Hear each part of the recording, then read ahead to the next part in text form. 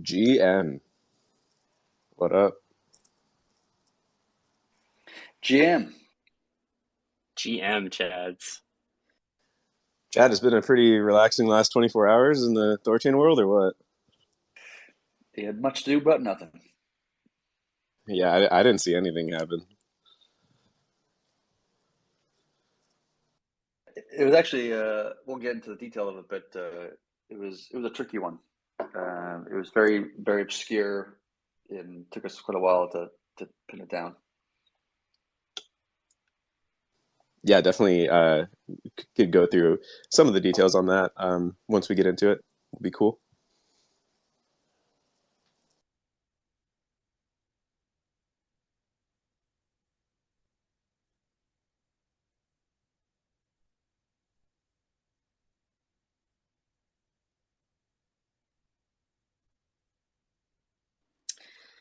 Just wait a minute or two here for some people to hop in.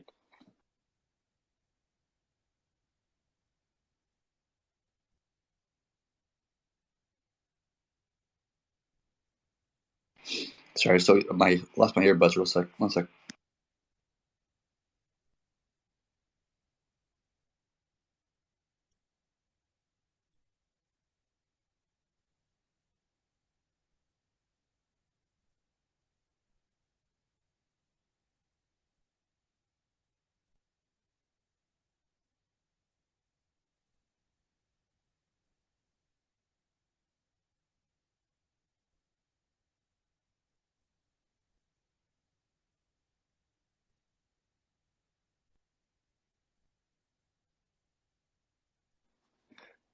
Hashtag release the yields. It's coming. It's coming. We'll get into it. And hashtag release protocol and liquidity too. Let's go.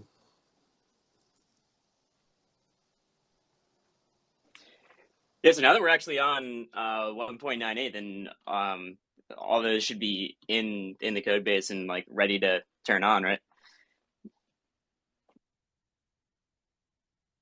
Now that we're actually on 1.98. I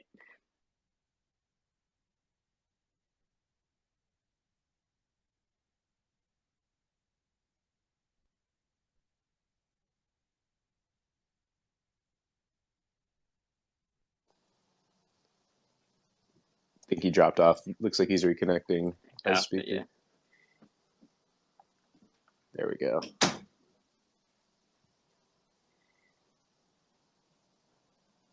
You there, Chad?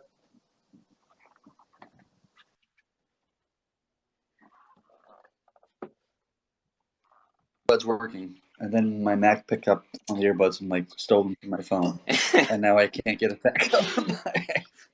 There you go. It's working now.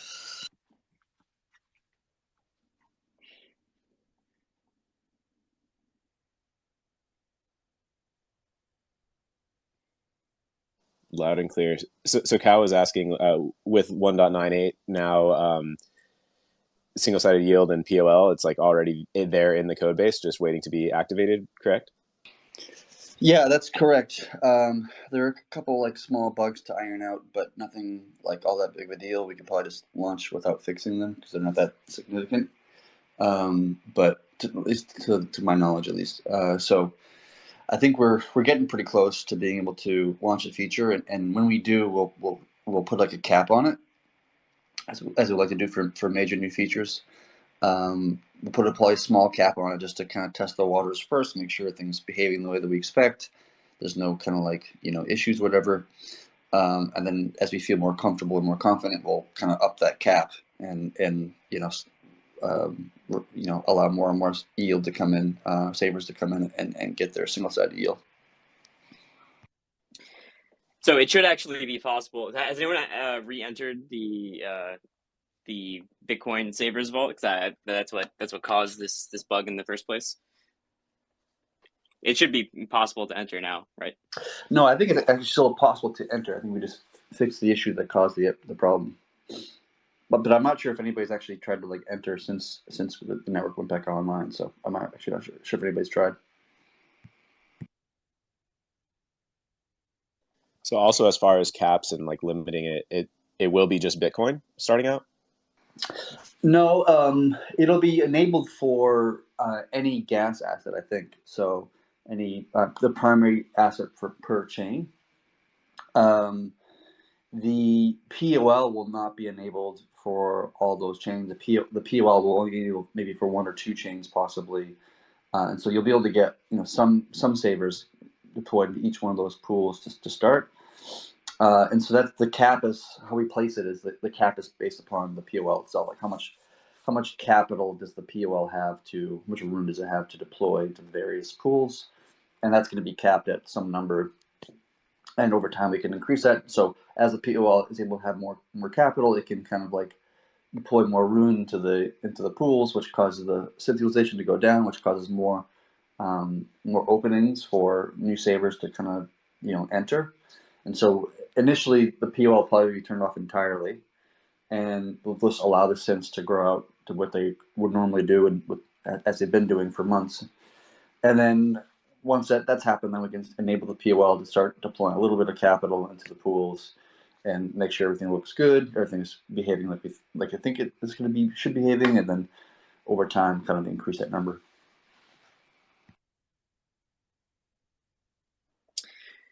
So do we want to start off talking about the consensus failure? Yeah, I'm curious to hear your take on what happened, and just first off, kudos on getting this fix out so quick. I think this is the quickest recovery from any kind of major network outage that's happened to my knowledge. So about 20 and a half hours from the fail to being up and trading enabled and everything fully operational. So great job on that. Yeah, let's hear a little bit more about exactly what happened and how you guys found the fix. And I'm curious about that.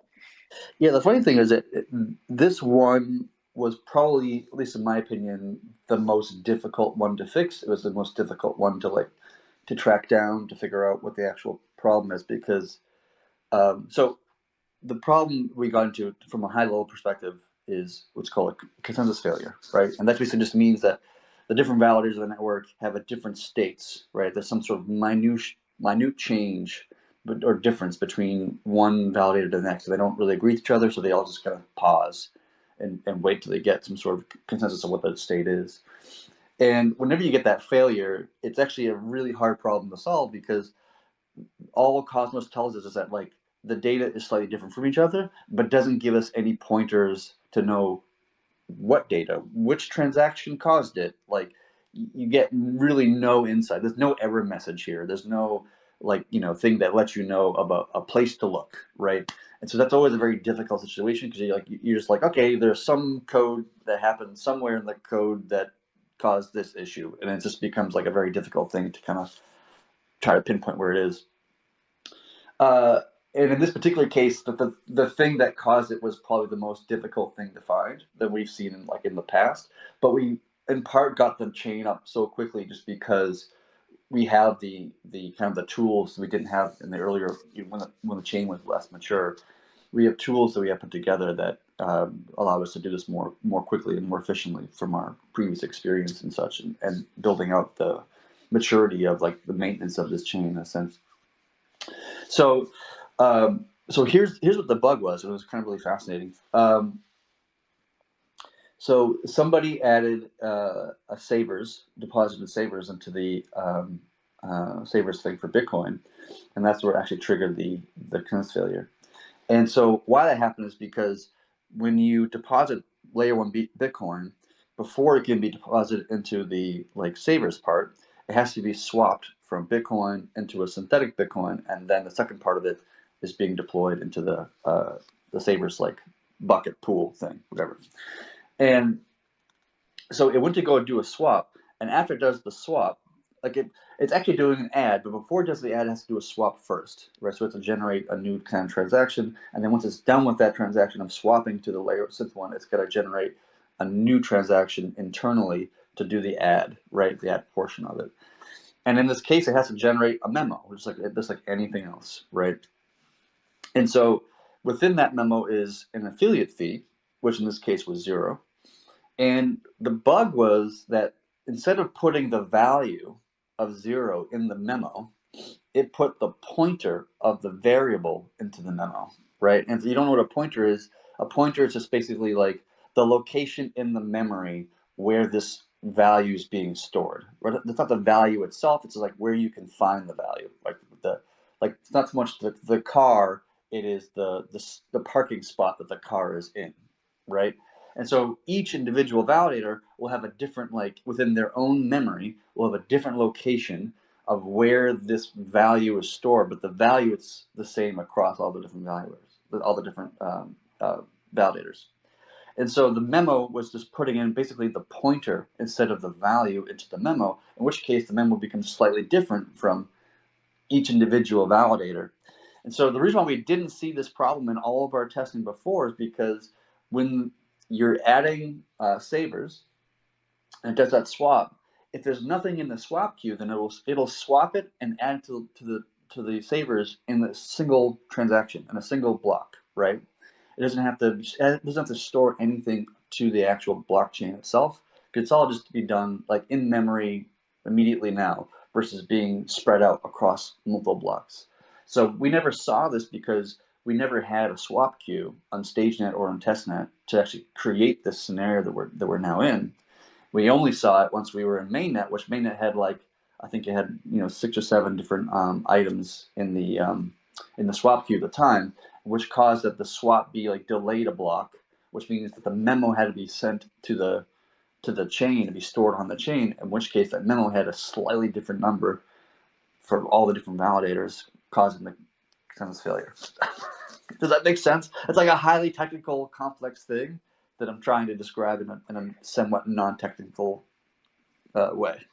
Yeah, I thought that was a good explanation. I'm wondering how you guys actually caught that issue.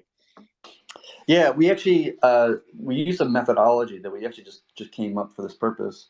And so what we do is we make some small modification to the code, and then we sync like mainnet, right? And then we do it again a second time, and then if the 2 times, we expect them both to have app hash or consensus failures, but it gives you like, when you have a consensus failure, it tells you like your app hash, which is basically like the checksum of like, or the summary sort of, or checksum of the data of that block. And so if we fix the issue, if the change we made avoids the issue, then we can know that whatever change we made is affecting the result, right? And so just through a series of like trial and error of like, okay, let's disable the begin part of the block, let's disable the end part of the block, let's disable this handler or that handler, or let's take this particular manager of the swap queue, and let's take, so we just started to like eliminate things slowly and through a process of trial and elimination, eventually finding the precise function that was causing the actual problem. And then once you had that precise function, we just look through the code and there's the bug right there. We should be casting this value to an uint before actually casting to a value, to an integer, before putting it into the string of the memo.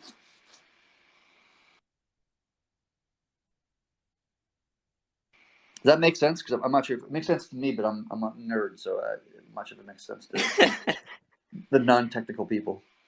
A little lost, Yeah. but it makes me think you're even smarter. So that's all I need to know. It was a difficult one to find, but we eventually got our hands on it. And now we actually have a new methodology of like, if we were ever to see a problem like this in the future, we have a new methodology of finding the issue, of like defining the issue, which is really nice to have, because the consensus failure is like the worst issue you can have in some sense, because it's just such a black box of like, hey, there's a problem somewhere in the code somewhere, and you're just like, okay, how do I find that then? It's very difficult to track down. Yeah, well, definitely huge props to you and the rest of the team just for doing all that hard work and figuring it out so quickly, and just the level of professionalism and getting everything sorted so quickly. So, oh, good and to by see. the way, one more thing, like when we had the failure, our first thought was there's something in version 98, right? Because it was just released like an hour earlier, so like maybe that's the issue. There's some code change in 98. That wasn't even the case. It was like months ago. So you couldn't even look at recent changes, because it's not necessarily a recent change that caused the issue. Isn't that funny?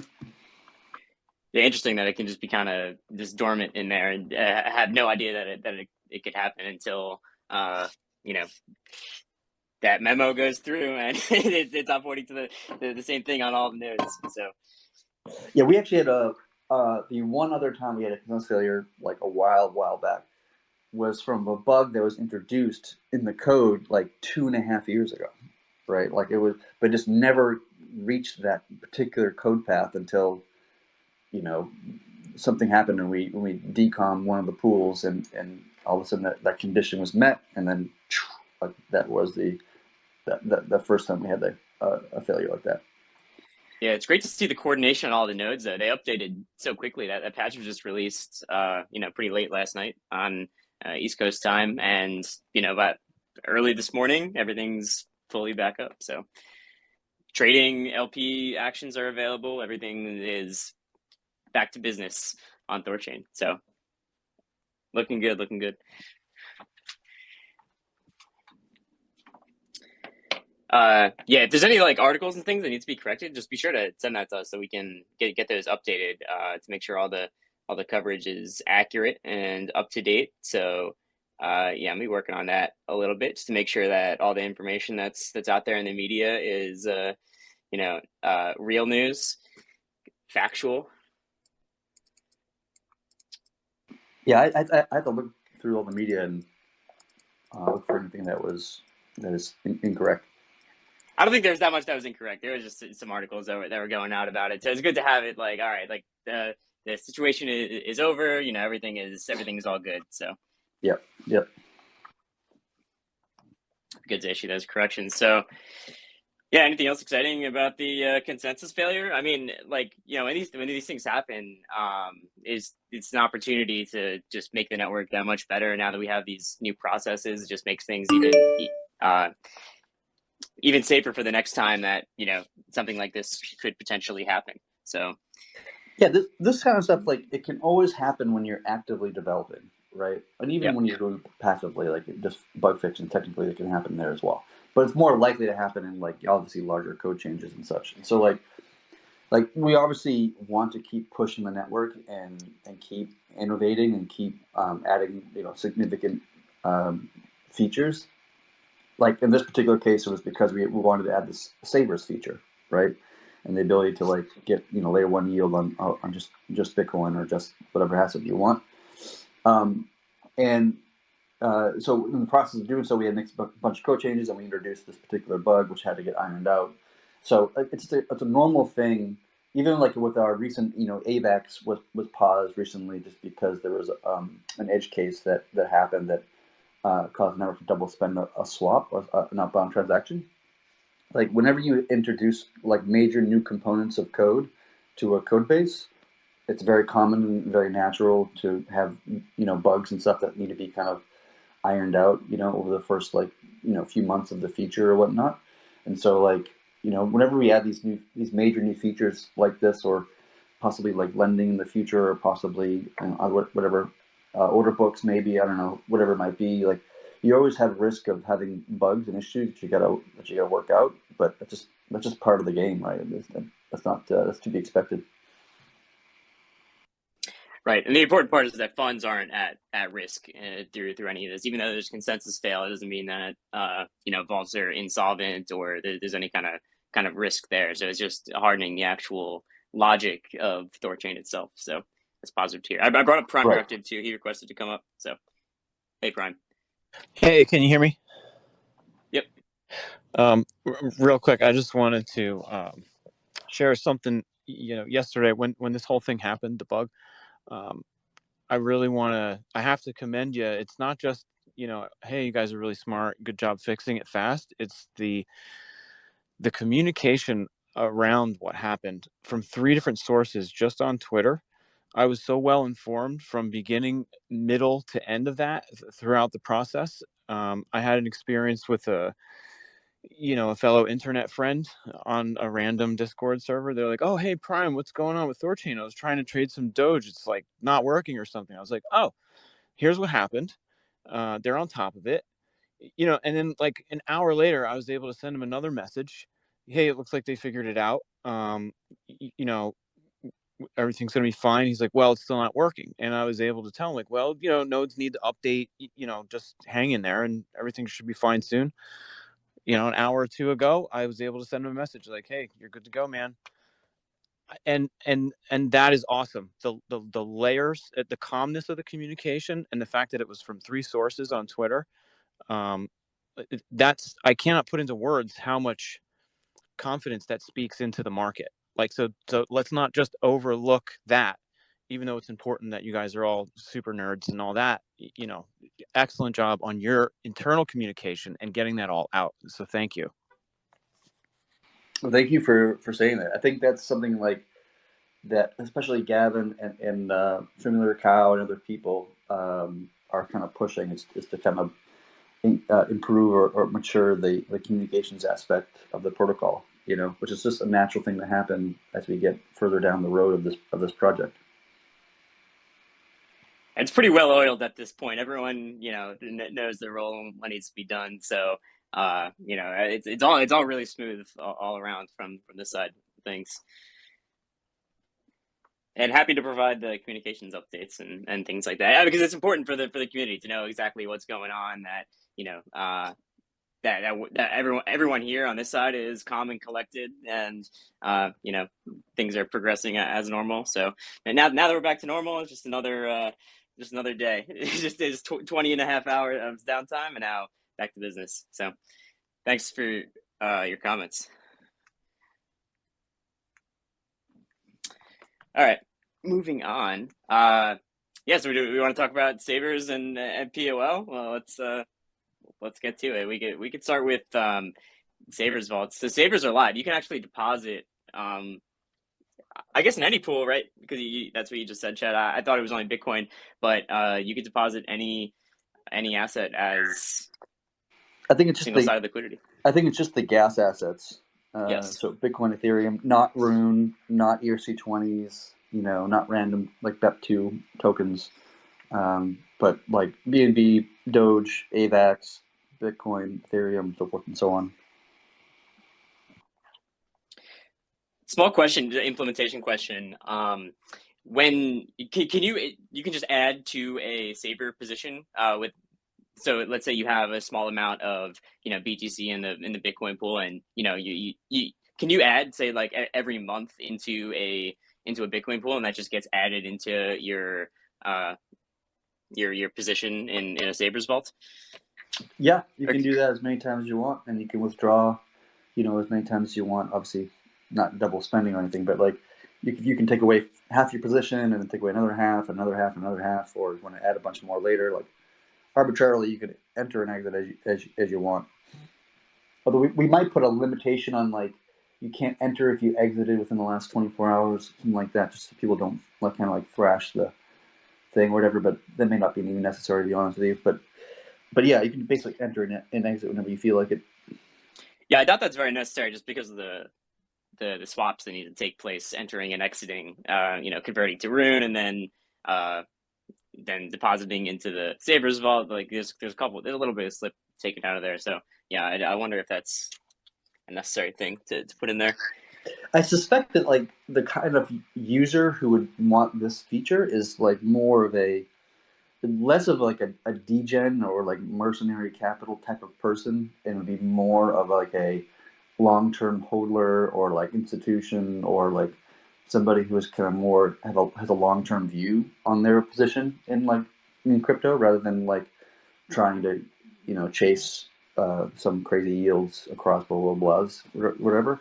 So I expect people won't naturally just enter and leave. It just doesn't seem to make a whole lot much sense. But yeah.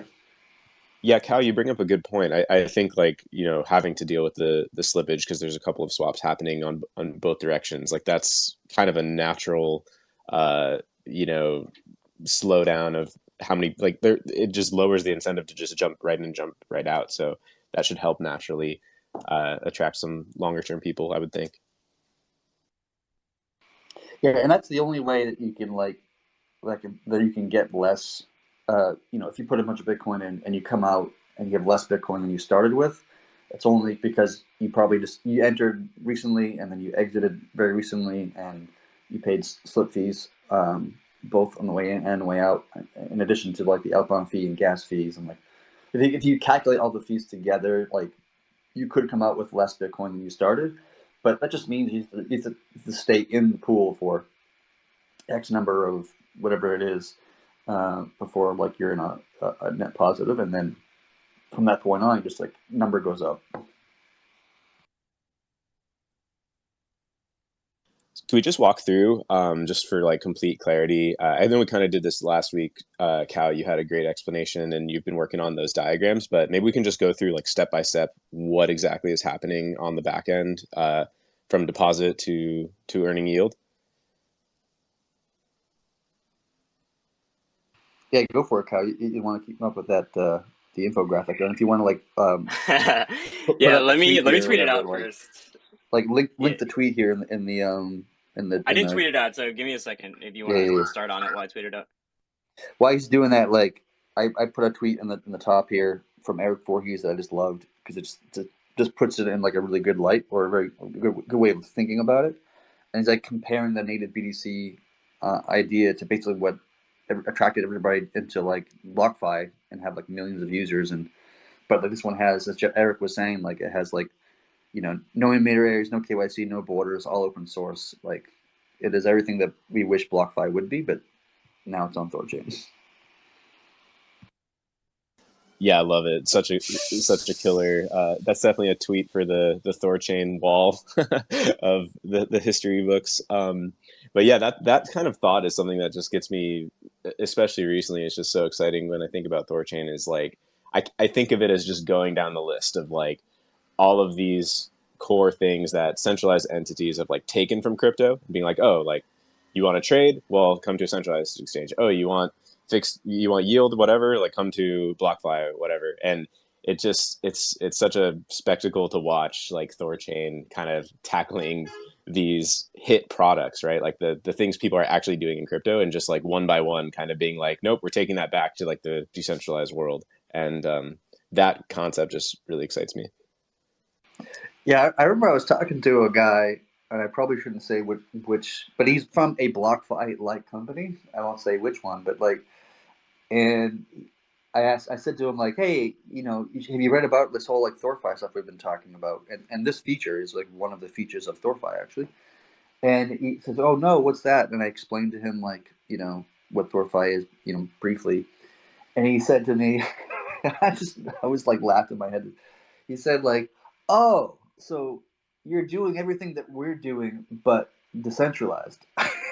And his face just went like white. Like he was just like, oh god. I was just like, yeah, basically, sure, yeah. That's the thing. It's like the infrastructure wasn't quite there to really flesh out the full vision of doing this in the crypto world. It took so long, like the original vision of crypto was that, ever since 5-10 years ago.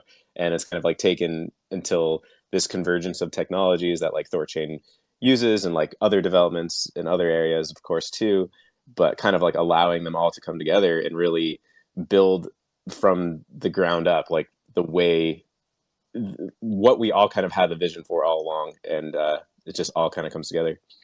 The next one being probably, you said with THORFi, like after this, be like lending and borrowing. That's kind of like the next big hit product, right?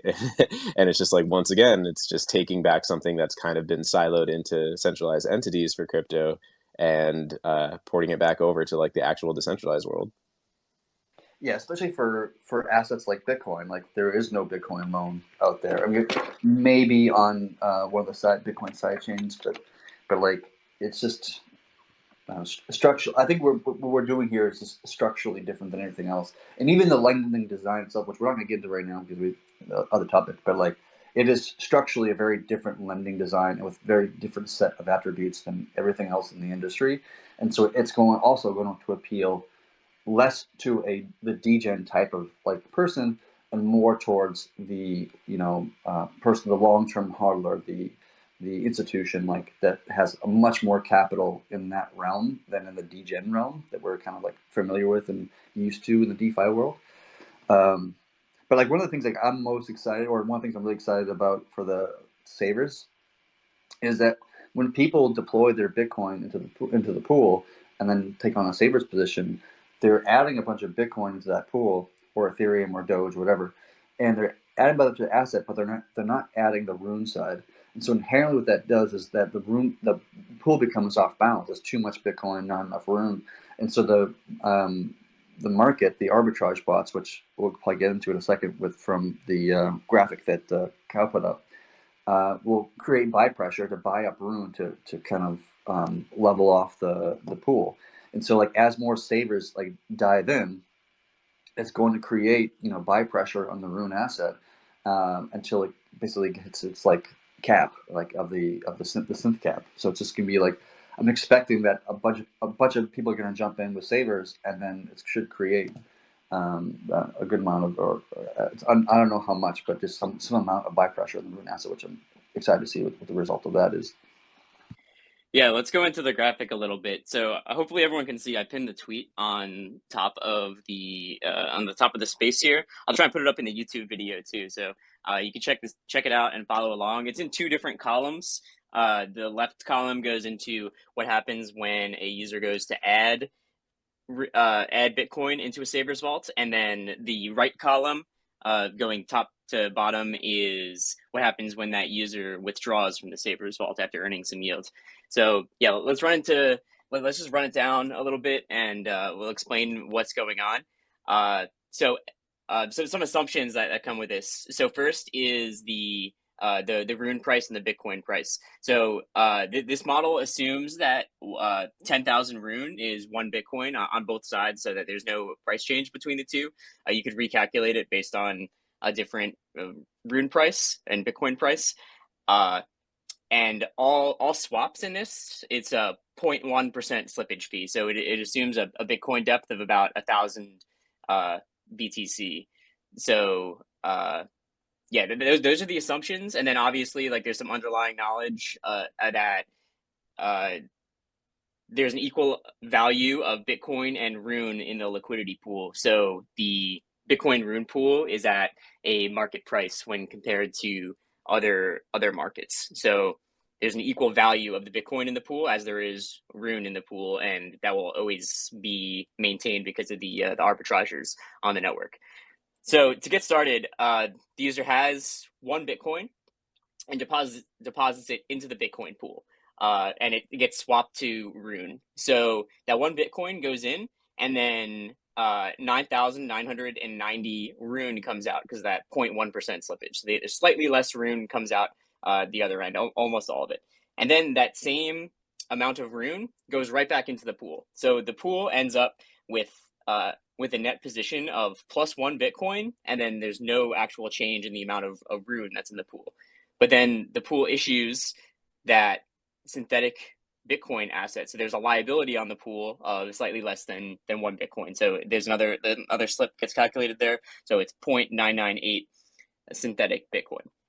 So now you can think about the price of Rune and Bitcoin as in a relationship to the pool. So the price in external markets is the same, right? But on THORChain, Rune's price increased against Bitcoin because now that there's one extra Bitcoin in the pools, but there's no extra Rune in the pools. So an arbitrager makes the trade in the opposite direction. So because there's about one extra Bitcoin in the pool, about half of the arbitrager would deposit Rune into the pool and swap for Bitcoin, extracting slightly less value than 1 Bitcoin. So it approximately balances out the pool to be about plus half of 1 Bitcoin and slightly less than half 1 Bitcoin's worth of Rune. So that balances out the pool price to be the same as other marketplaces. So now that the pool price is balanced, the net pool positions is approximately half a Bitcoin, and then about slightly less than 5,000 Rune, which would be about half a Bitcoin in this situation. So now the pool price is balanced, and then that synthetic Bitcoin gets locked into the vault, and some slips incurred. So about 0.997 BTC actually makes it into the vault. And the net result is the user now has a vault position in the Bitcoin Savers vault. There is now an additional liability on the pool of 0.997 BTC, because that's what's deposited into the vault. And then there's a net Rune buy pressure because the arbitrage re-movement back to market price is slightly less than the original movement out of the market price. So then just think about the user. They have their position in the vault, and they keep it in there for a number of years, or who knows, whatever the yield is. They earn 5% after an undetermined amount of time. I don't know how long this would be, but let's say that this user earns about 5%. So 5% over 0.997 BTC, that's about 1.047 BTC, and then the user removes that from the vault, so they get 0.1% less. So they get slightly less out of the Savers vault. They still gained about 0.046 BTC out of this. That BTC gets burned, and then Rune gets removed from the pool. So this is about the opposite of what happens when you enter the pool, obviously. So the synthetic BTC gets burned, and then Rune gets removed from the pool. So you have slightly more than 10,000 Rune being removed from the pool, and then that Rune goes right back into the pool and gets swapped for Bitcoin, and then that gets sent to the user. So because of this, the net pool positions, there's a little bit more than 1 Bitcoin removed from the pool and no net Rune removed from the pool. So in order to counteract that, the arbitrager to balance the prices on THORChain would deposit some Bitcoin into the pool to sell to get Rune out, and the net result would be about slightly more than half a Bitcoin removed from the pool, and then slightly more than half a Bitcoin's worth of Rune removed from the pool to balance the net outflow, to be balanced between the two assets. So the net result is that the user no longer has that vaulted position. The synth is burned, so the pool liabilities have decreased by that same amount.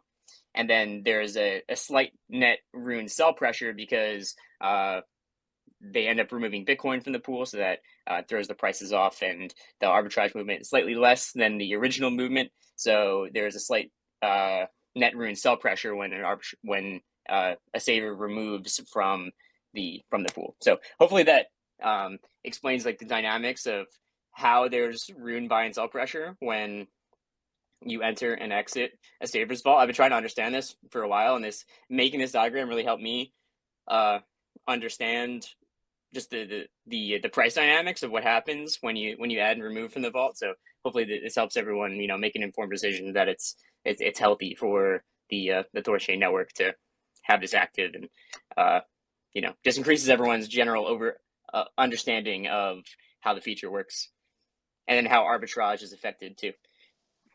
Yeah, really well explained. I think this definitely helped me personally have everything click. One question, just to clarify, is so on the synth BTC going into the vault, or the other way around, that part has a slippage fee. Is that fee that's not an actual slippage, correct? It's just a fee being charged basically just to help make the pools profitable. That fee is just going to the pools, but it's not actually a slippage of any kind, right? Am I thinking about that correctly?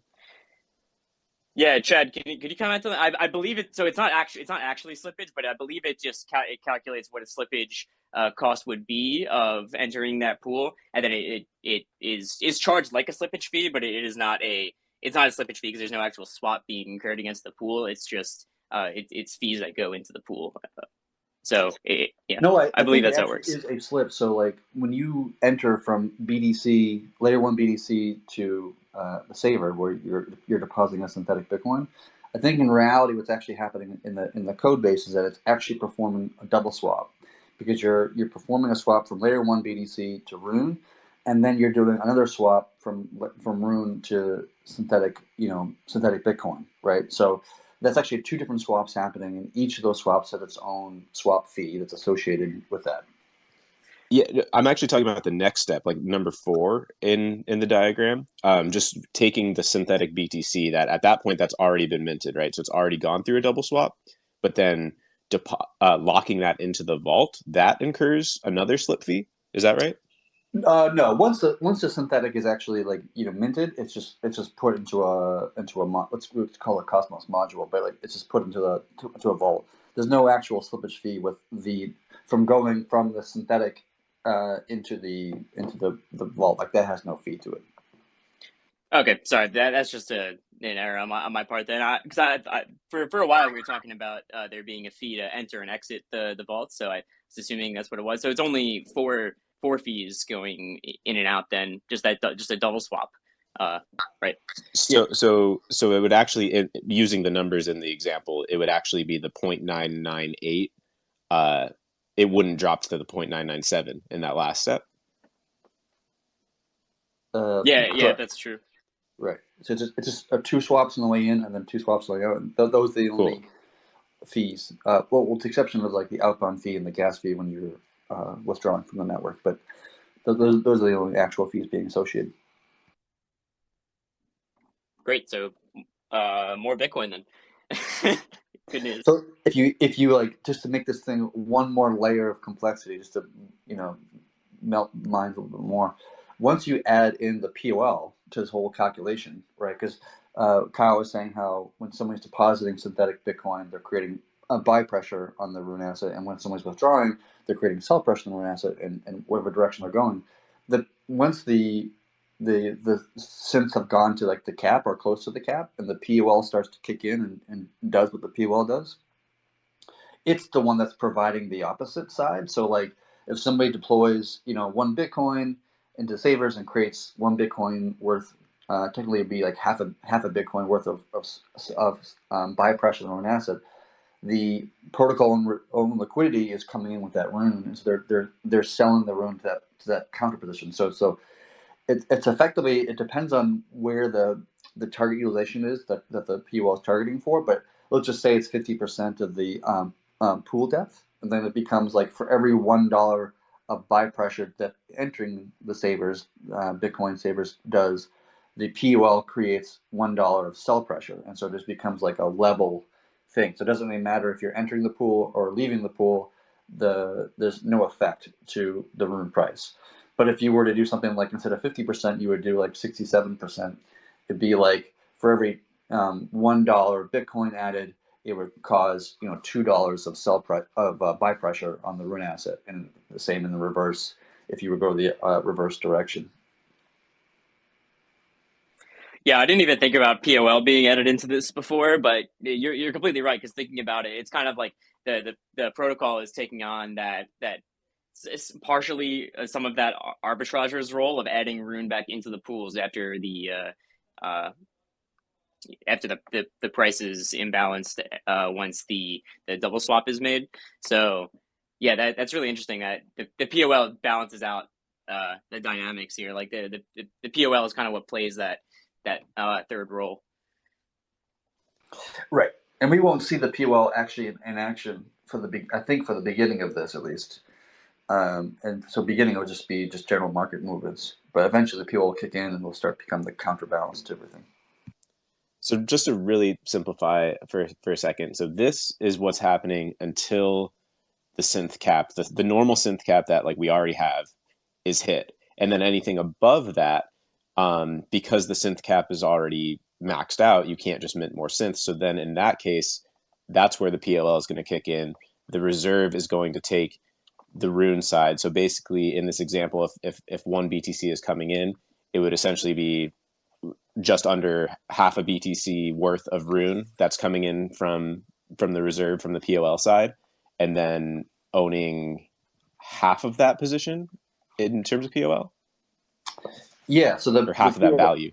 Yeah, the P wallet is literally acquiring. It's using its runes reserves to acquire a position in both rune and the other asset, whatever other asset is. So the network itself, as silly as it sounds, is actually acquiring Bitcoin and acquiring Ethereum and acquiring whatever asset these are. I assume it to be the vast majority to be Bitcoin because that's going to be the thing that everybody's going to be depositing into, like less so Doge and less so Litecoin. Like probably not a lot of people are going to be doing that, but like vast majority of it's going to be Bitcoin or maybe even ETH. Maybe not ETH because there's a lot of places you can get ETH on ETH yield within the Ethereum ecosystem. So to me, there's less competition or more competition there.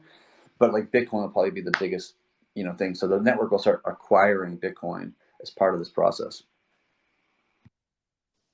And it's essentially by doing an asymmetrical add, like it's basically putting in the rune for LP units. Correct. It's doing asym add the P wallet is a dual-sided LP, but it only ever provides rune, and so it's putting in $1,000 of rune or something like this. Half of it gets sold into Bitcoin, so that's 50% in Bitcoin, 50% in rune, so $500 in one, $500 in the other, and that's just kind of dynamically buying and selling based upon the demand of the market, right? So if more synth people come in, it's going to deposit and make a larger position. If synth people leave, it'll withdraw and make a smaller position. Or even if neither one of those things happen, and say just a regular LP, like say FamiliarCow's got an LP position in the Bitcoin pool, and say he leaves, then the synth solution will naturally increase, and then the POL will basically replace FamiliarCow in a matter of speaking. And if FamiliarCow comes in, doesn't have a position, and then he comes in, then the POL basically starts to leave, and the FamiliarCow takes the position or replaces the POL to some like whatever amount of value that he's coming in with. So it's like not just about people interacting from a saver's perspective, either adding savers or withdrawing savers, but it's also relative to price movements, like the Bitcoin price relative to Rune's price, and it's also relative to dual-side LPs. As they leave or as they enter, the POL will take the reverse position in a sense.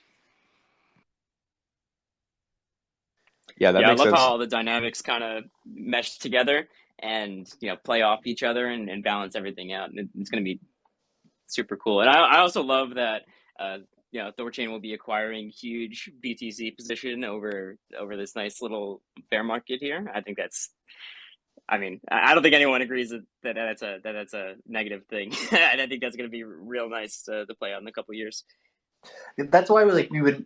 I said in the past, and I'm obviously I'm not sure until we actually see how the market reacts. But like, there's a non-zero potential that a lot of the dual-side LPs leave the network, and then they just become savers. In which case, the POL would kick in and do what it does, right? And that would just mean that like we would have that the majority of the dual side LP is basically the POL, even the vast majority, and everybody else just wants takes on the less yield but less risk position of getting BTC on their BTC or F on their F, right? And that's a real potential outcome, which wouldn't be a bad thing actually.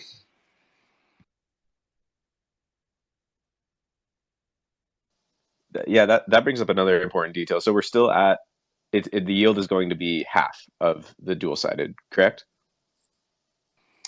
Yes. So if you put in $100 into a pool today, and let's just say you came back later and you had like a 10% yield, instead of getting 10% in a saver's position, you would get only 5%. And that's kind of like a simple way to think about it. So because you're opting to only supply a single asset rather than two assets, and you're taking on less risk, and you're providing, in some sense, you're providing less value to the network, arguably. The yield should reflect that. The yield should reflect, what the risk that you're taking on. That's just generally how markets work in general. And so the dual LPs are going to take on a larger kind of yield because they're going to get half the yield that the savers people deposit, and the savers are going to keep the other half for themselves. And so the dual LPs are going to get a higher yield as a percentage than they are now. Whether or not they actually generate a higher yield or not is a different topic, because as savers deposit, the pools get more full, in which case the incentive pendulum swings away from the pools and towards the nodes, so that less of the system income of the network goes towards the pools and more of it goes towards the nodes, right? So it's a multifaceted kind of like economics at play here, and it's kind of hard to reason about all the different cogs in the machine in a sense. But generally speaking, dual L sides will make a larger yield, like in terms of a percentage, and savers will make, you know, half their position, but then we'll see how the incentive pendulum kind of like pushes back and forth, and hopefully that creates more like buy pressure on the Rune asset, because now it's much more profitable to be a node, and to be a node you have to you know, bond up Rune, so the value or the drive to buy Rune is obviously, you know, increased, which hopefully gets the, you know, node operators, or maybe new node operators, to buy more Rune, which causes more buy pressure, which causes the bond to go up, which causes more space for the savers. Savers kick back in. Like this, there's a whole kind of like flywheel to it in some sense. Yeah, it's really interesting, and it also just part of that really makes sense is not only is the single-sided just taking the lower risk option, but by taking that, they're actually kind of directly increasing the risk of the dual-sided, right? Because they are pushing the synth utilization up, which means that the dual-sided LPs have more synth liability. So it kind of like makes sense that like they're doing an action that gives them low risk and actually increases the other side risk, which makes it seem extremely fair that, you know, they're taking on half of that. Right. And I think part of the intent is that as the POL, so like the amount of risk that a dual LP has relative to synths is kind of like they're taking on a leverage Rune position, right? Depending upon if Rune's price outperforms or underperforms the asset, right? Whatever asset that might be. And so the amount of synths as a utilization of the pool relative to the depth of the pool itself, it kind of determines how much leverage there is there, right? So the POL itself is there to maintain that Rune utilization percentage, right? So it's there to deploy capital, and by doing so, it reduces the risk on the non-POL LPs, right? It's almost like, you know, me and FamiliarCow and Chad THOReau, we have to eat, you know, 100 hot dogs, right? And so that's a lot of hot dogs for, you know, 3 people to eat. And so the POL comes in and just says like, okay, I'll eat 30, right? Or 50 or whatever the number would be. And then just makes it less of a problem for me and THOReau and Chad to like eat all these hot dogs, right? It's kind of a shitty analysis, but like, yeah, 70 hot dogs, no problem. 70 is fine for us. But like, it's just the idea that like, it's just taking on, it's just adding LPs so that the risk is spread out, right, with the amount of capital in the dual LP position. And so as the POL enters, it's, you know, it's spreading it out more, and so there's less and less risk on the regular people doing regular LP, like dual side LP. So it's the part that really kind of controls the risk for the LPs is not so much the POL itself in a sense. It's more of the utilization target that the POL takes, which for me, I'm like pushing that to be 50% of the pool depth. Like that's just to make sure that we don't have any net buy or net sell pressure on the Rune asset, and everything just kind of stays nice even keel, which is I think just better for the network. But like that's the thing. It's the synth cap itself, which is controls the amount of risk that the LPs take on. All very complicated and hard to explain because it is complicated mathematics, and it's easier if I have like a spreadsheet to like show people the motion of the numbers in a sense. But trying to describe it just auditorily is a little bit difficult. Yeah, I'll say that we're open for questions, so if people want to request to come up. There is one question in the comments here about whether you could add a just regular synth BTC to a Savers Vault. So I don't believe that's currently possible, right? But will that be possible to just add and remove just regular synth BTC, or will it only be layer 1? Yeah, right now it's only layer 1.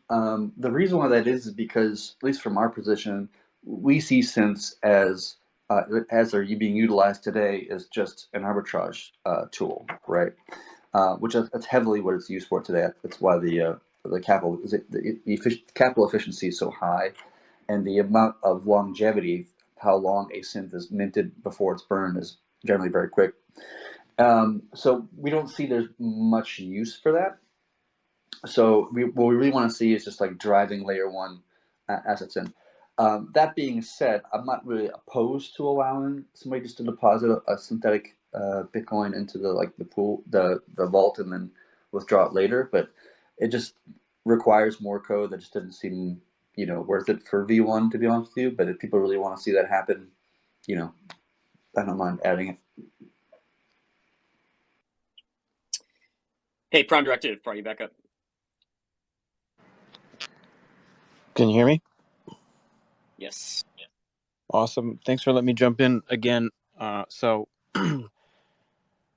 here's it's a big question for me. I'm like, I got my fingers crossed here, but will there be a referral mechanism with the savers? Because like I have this huge fantasy of my favorite projects having like, Bitcoin savings powered by THORChain. Can we do this? Yes, affiliate fee still works. I'm pretty sure.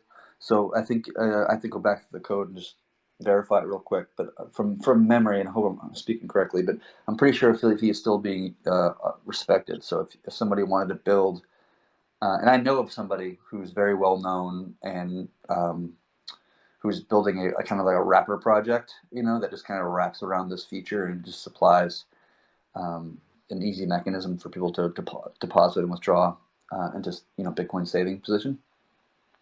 Somebody could do that for sure and earn income. Awesome. Free hot dog with every new savers account. Thank you, guys.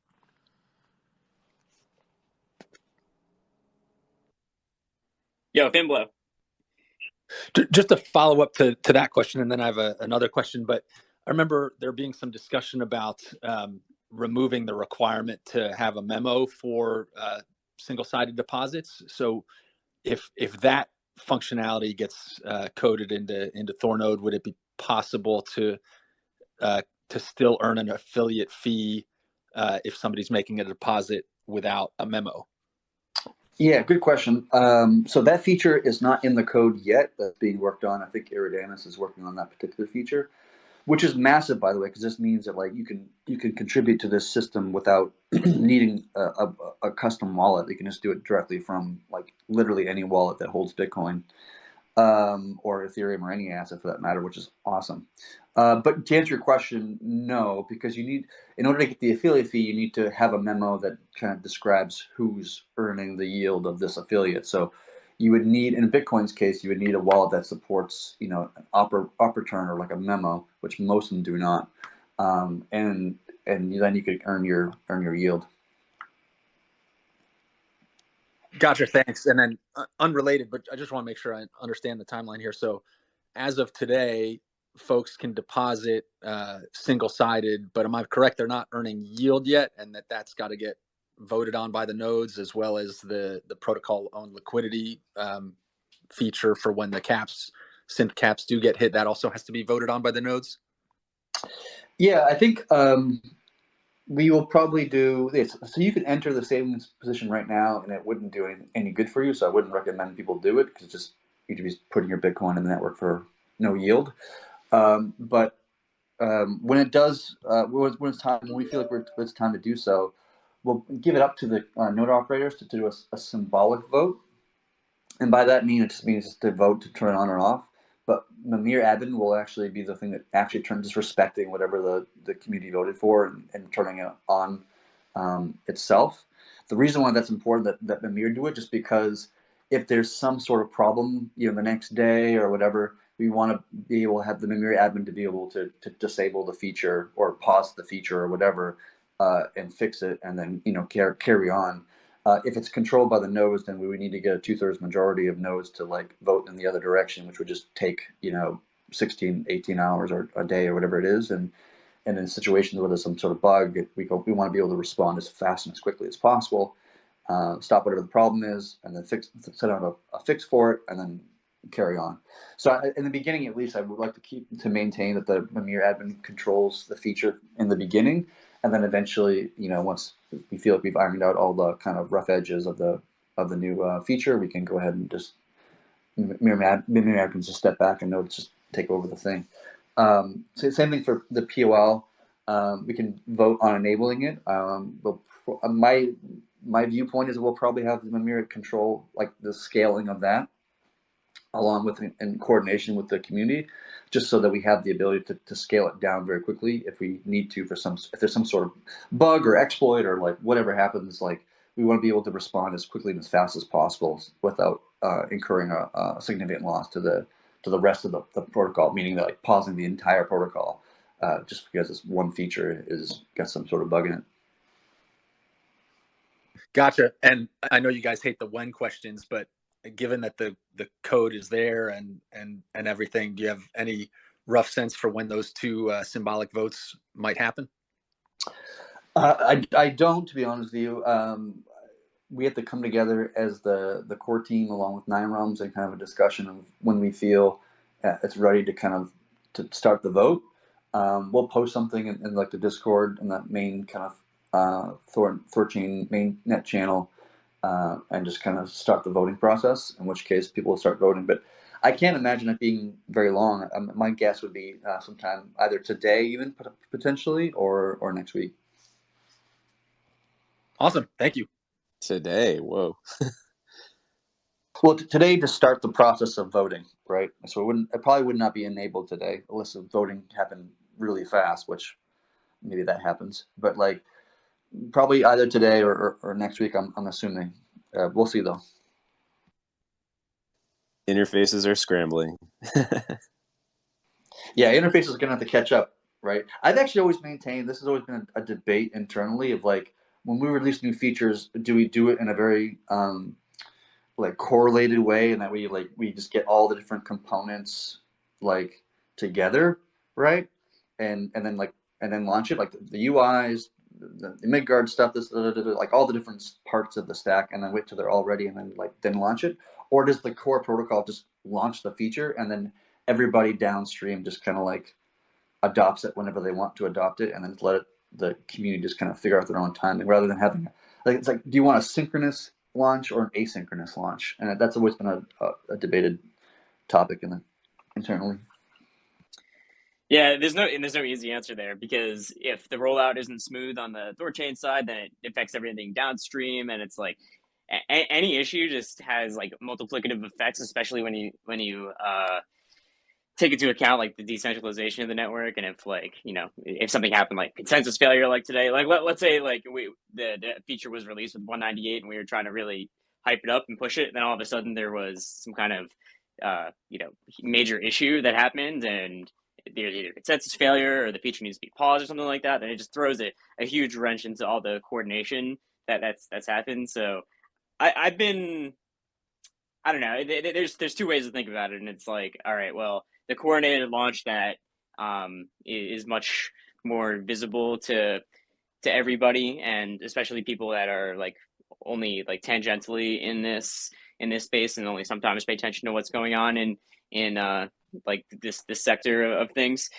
And then there's like, what if something goes wrong, and like, there's upstream problem with THORChain. It's like the interfaces need to adapt. So I think recently I've becoming more to just like, all right, we just push the features, and then like later the interfaces will adapt and update. I feel like that's the better way to do it, just because of the risk of things not always going to plan, because we don't always know what's going to happen once an update or a feature is released with 100% certainty.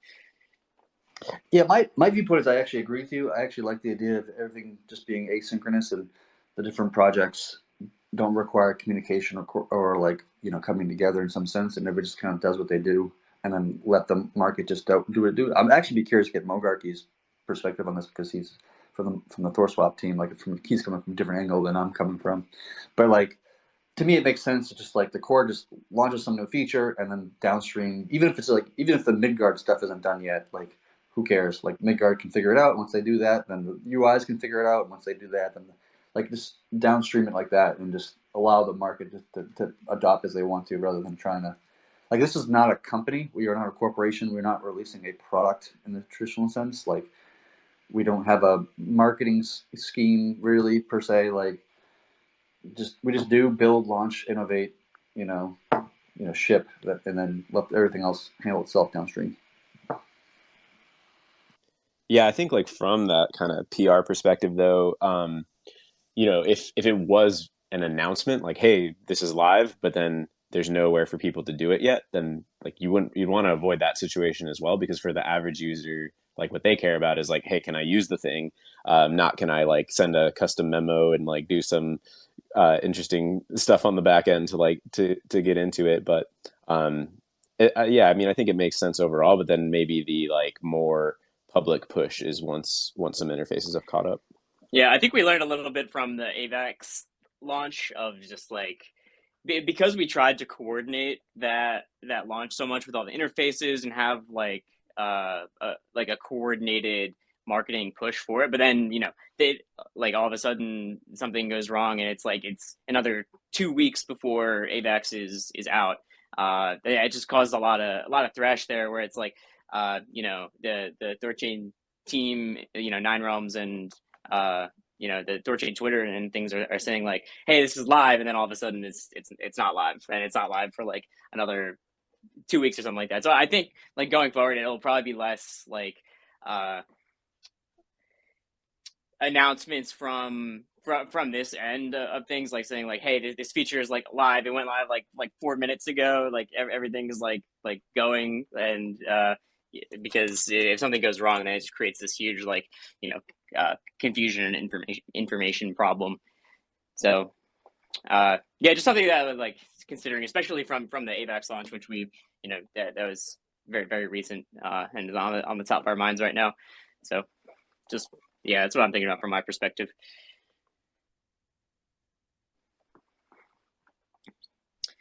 So yeah, I don't know if there's anything else you guys want to discuss. Unrelated to THORChain, has anyone else noticed that there's like significantly less bots on Twitter now? like one day after the Elon takeover, I don't see any bots in the replies to this tweet. Which there's always like 4 bots that comment exactly after THORChain tweets. It's bear market, bud. Bear market. No. This is like yesterday that this happened. I swear to God. Yeah. There's all of a sudden all the bots not all the bots, but a lot of the bots have just disappeared all of a sudden.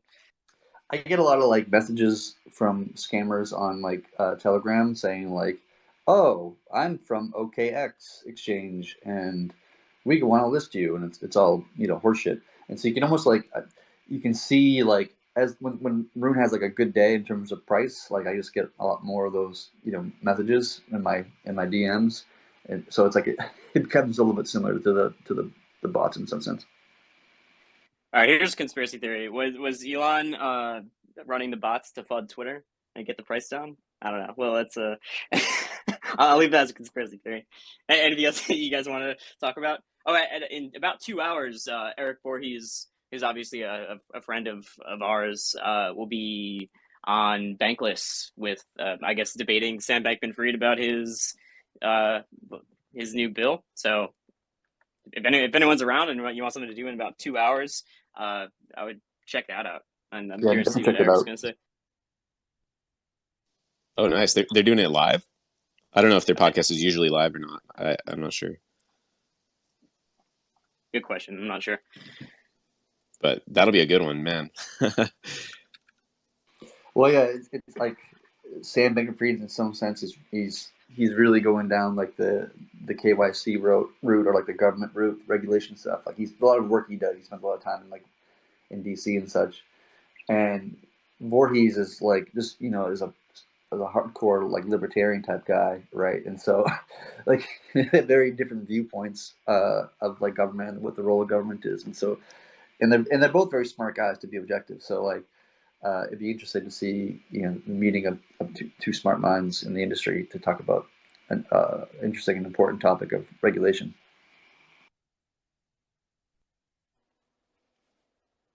Yeah, for sure. Anything else you guys want to talk about, or anyone else want to come up and ask about consensus failure, POL, Saber vaults? Yeah, I'm just we can just jump into the Q&A. So anybody's got some questions they want to ask myself or anybody else, welcome to ask.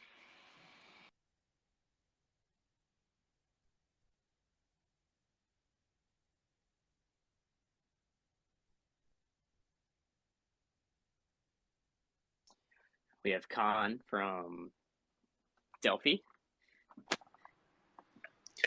Hey, how are you guys? On the topic of like asynchronous launch, I just wanted to ask if there's anyone in the audience or speakers from THORSwap. I'm curious if like THORSwap UI will show like the yield and like the position of savers in when it's like time to launch, or how close that is. Yeah. Yeah, I can speak to that a bit. Definitely being worked on. With this current timeline, I don't know if we're in a position to make any promises about day one, but yeah, I mean that's definitely all being worked on and definitely all going to be there. Really, like the vision for the UI is just make it as dead simple as possible and not make it feel like liquidity pooling, and really like kind of move away from that sort of language and just have it be simple. Like that's kind of what we've all been dreaming of with this feature since a year and a half ago or whatever. But obviously still having, just the basic information. What did you deposit? What's your yield so far? What's withdrawable? What's the current percent APY? Just simple, big deposit withdraw buttons. Make it really dead simple. And I'm sure over time it'll be on THORyield too, probably for like a more expanded, in-depth view of everything happening with the position. But yeah, definitely being worked on. Excited to see a really simple interface for it on THORSwap. Yeah, it should be pretty easy because the interface for THORSwap to enter and exit is very, very, very simple. It's actually the same memos they're already using with like a single character difference in a literal sense, like literally just a single character difference. And then the yield becomes very easy to calculate because there's no two assets with fluctuating prices on both of them. And instead, you can just say, oh, I put in 1 Bitcoin and now I have 1.1, therefore my yield is 10%, right? Like it just becomes so. It should be relatively very easy for THORSwap or any UIs to kind of like interface with this particular feature. So I can't imagine it taking forever to integrate. Definitely not. Yeah, I'm sure it'll be really, in the relative scheme of things, really quite quick. But yeah, I don't know if the vote happens today, and like I don't know how quickly things are going to move. Don't want Mogarchy to have a panic attack here. But I'm sure I'm sure we'll get something out. Yeah, I think there's definitely some room to build like a really nice UI, but it's not just the like the deposit UI and things like that. It's the stuff like tracking, like analytics, like seeing how much yield you have currently and having nice, just a nice UI with that. But also like social things that come with that. Like I think everyone's seen those, like Binance screenshots of like, hey, I'm up like 20% on this like BTC long or something like that. I think it'd be, and I know that THORyield's like implemented something similar. I haven't really seen them like just out in the wild, but I would love to see those for Sabres vaults, especially because I think that's just a more it's a more tangible Yeah, thing of being like, hey, I earned 6% on my AVAX Saver position or something like that. I So think that's a great point. It's way more shareable because the trouble with the dual-sided LP is like your earnings are complicated. It's not yeah. really always that straightforward. It's like, oh, my LP versus HODL is up, and it's like, what is that? But if it's just like deposited 1 BTC and now it's 1.03 BTC and it's been 48 days or whatever, just make it like super simple, shareable little cards. Yeah, that'll be cool. I'm sure that'll happen. So I have a question for Can if he wants to answer me. But so I'm expecting this, like Bitcoin will be obviously the biggest guy in terms of savers, obviously, and I'm expecting that the pools will kind of fill up pretty quickly, and that the yield on the savers will be relatively low, just because market factors. So my question to Can would be like, in your experience, talking to people that you talk to and so forth and so on, like, what do you think is a yield that people are willing to take? What's too low that people are not going to take it? So like, where do you expect the yield to end up? Because the free market will determine what people will take. But like, I'm curious to know what your viewpoint is. Is it like 5%? Is it 1%? Is it 0.5%? Like, how do you view it? Yeah. So like in any kind of investment, the yield is always like associated with risk, right? Like high risk, high reward kind of mentality that like people have. So I think it ultimately comes to like the magic number. Like let's think about it this way. Like if the yield is like risk free, everybody should be super happy with having like 2% yield, right? On Bitcoin. And the bottom line here is like I think time. Like I'm not like personally, although I'm like super duper excited about this launch, I'm not expecting anything magical in the first days. I think the key here is like over time, as like THORChain continues to like um, continues to operate without exploits, without like hiccups, or like adds like these like additional security measures that have been added in the past, etc. And like in people's minds, it becomes like a safe place to deposit. I think people should. I would expect them to be okay with like 2-3% yield on Bitcoin, which is pretty doable. Yeah, but like my objective view is that like there are certainly doubts of like how much risk they're taking, because I'm talking about the platform risk, not the price risk, and that would only like get mitigated over time as people build their confidence, I think. Right, because the only risk they have to calculate for is the protocol risk, right? Of THORChain having issues or being exploited or whatnot, and not so much. They don't really care about price risk because they're already exposed to price, and so that has no relevance in this mentality. Yeah, absolutely. Like, it is like, I think the challenge there is like if you own Bitcoin on Bitcoin blockchain, like that's pretty much like riskless, in the sense that you don't have actually any platform risk whatsoever, because it's deemed as like the most secure blockchain. And so THORChain is like has a quite complex code. Like although like as a fan, I'm like confident in it. Not like as an outsider, is like the outsiders can't be like, we can't expect them to be like super comfortable with it until like maybe a year passes without like any problems or whatsoever, and like people actually start to earn like and show that they've earned a yield on Bitcoin, etc. So I'm expecting like a gradual thing here. Obviously, like my market is cyclic, so like if there's a bull market, like it will like numbers will go up pretty quickly. But generally, I think time will be key here. Yeah, and the other side of the equation, where there's so much effort being put in by, on the THORSwap side, 9realm side, core team side, is like the integrations to get the volume up, right?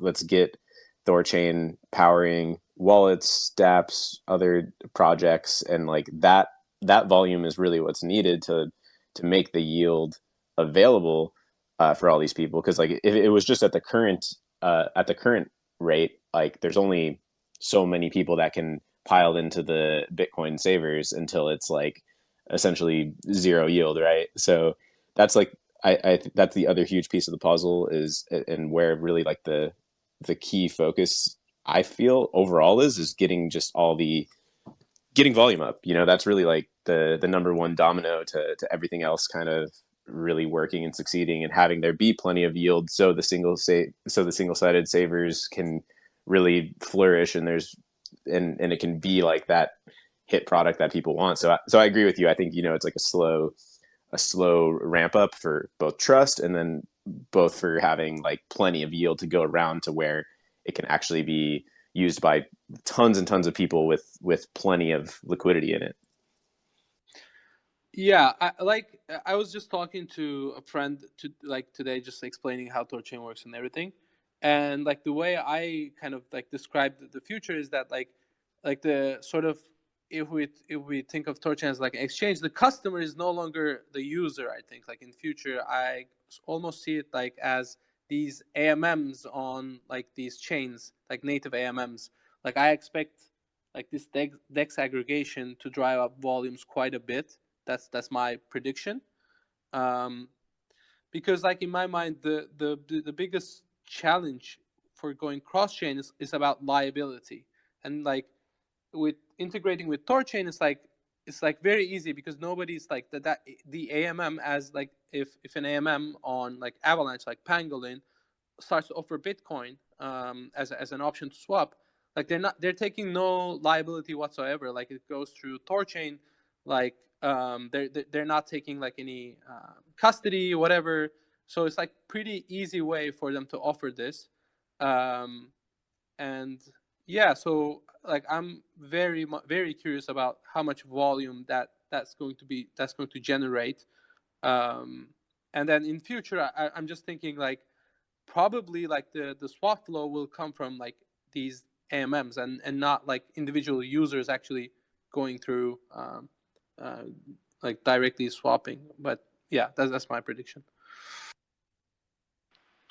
Yeah, absolutely. I think as we get more DEX integrations like integrated, like we'll naturally see more volume. And like you could even start to see like ARB bots using THORChain as like a way to close the ARB on other exchanges, which would cause a lot of volume to pass through THORChain, of course.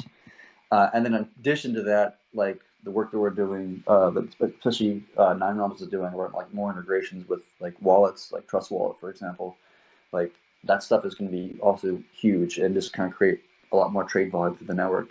And then eventually, I can only like to me the what I see as like the inevitable result is just that THORChain just becomes this like liquidity center for the entire industry that just is passing massive volumes back and forth between chain A to chain B, whatever that direction that is.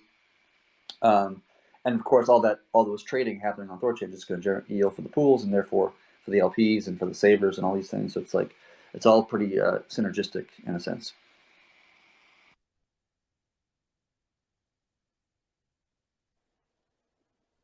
Cool. Some light questions from the comments here. Can I be your brand ambassador? With no marketing budget, it'll be great to have more people putting the word out to the layman. Yes, you are hereby deemed a brand ambassador. So congratulations.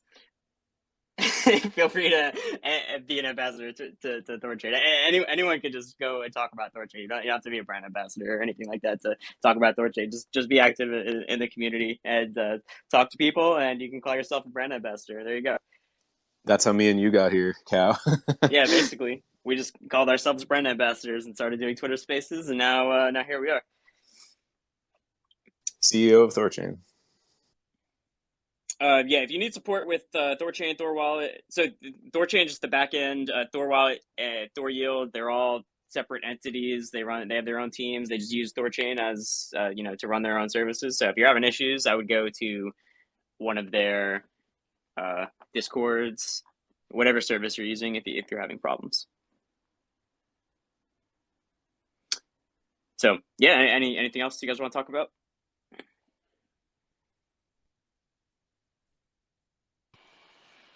LFG.